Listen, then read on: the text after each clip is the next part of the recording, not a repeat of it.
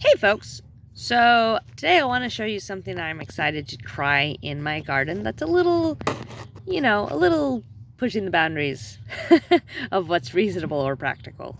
Um, anyway, I'm in Zone 8. I'm near Seattle, Washington-ish. So while I am in Zone 8, I'm not the kind of Zone 8 you find down in Texas. Here, our first frost is usually sometime in October, and the last frost is sometime in April. And historically, not last year, because last year was not normal, we usually get fewer than 14 days per year where the temperature is more than 86 degrees outside. So some things that are tropical or subtropical don't generally do well up here, but I'm trying to grow papayas this year. And this is a dwarf kind. It's supposed to be a dwarf kind of papaya that starts fruiting within a few feet of the ground.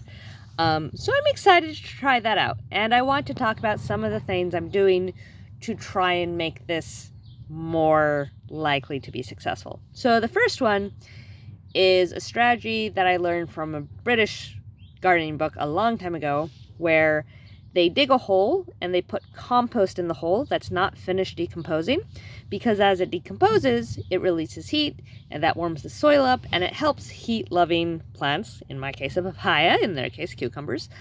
It just gives them a little extra boost, okay? The next thing is I am in a hoop house. You can see here I'm under plastic, and that adds a lot of heat during the day. And I have read before that it adds about 10 degrees of warmth at night.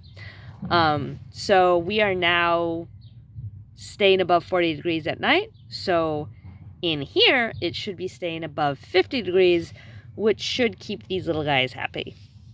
The other thing I'm doing is, you might have noticed, I have a whole bunch of blue barrels here and some weeds.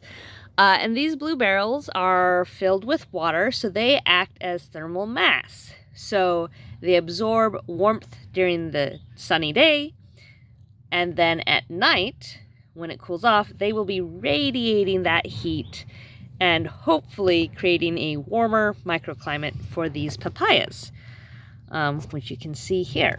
So I'm combining all those strategies, and I am hoping to get ripe papayas, which would be so cool, because if you don't live somewhere where papayas grow well outdoors, the papayas in stores here taste pretty nasty.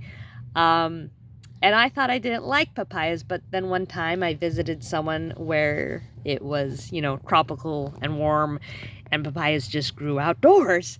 And those papayas tasted really good. So I'm excited to try and get some papayas from these little babies. I'm hopeful. It's, late April now.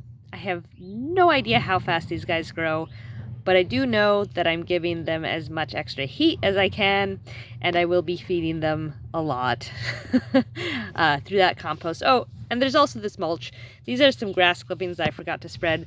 So they look kind of now, but those will add extra nitrogen, and they will also help prevent weeds from growing. So yeah, this is one of the experiments I'm doing this year, and I'm excited to see how it turns out, because papayas are cool, and getting ripe papayas in Washington State would be super cool.